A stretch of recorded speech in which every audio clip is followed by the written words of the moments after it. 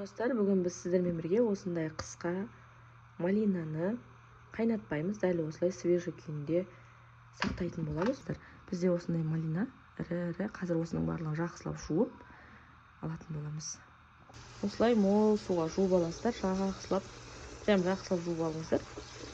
Малинамызды жуып алдық. Бұл бір бөлігі ғана, жаңа ящиктегінің. Енді қантымызды саламыз. Қантымызды салып, осындай үйлеріңізде блендер болса, осылай езіп шықсаңыздар. Қатты езіліп те кетпейді.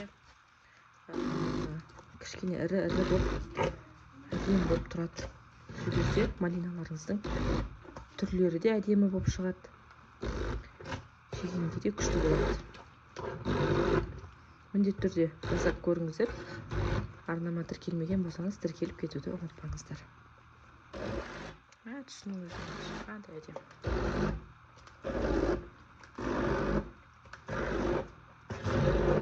Біз малинамызды езіп алдық. Енді қазір осындай ыдыстарға салатын боламыз.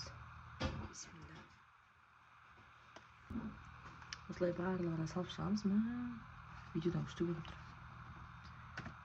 Малинамызды осылай салып, морозильникке қатыратын боламыз. Морозильникке салыстар міндетті түрде, және қыста керек кезде ашып жей бересіздер. Бұл тез ерейді.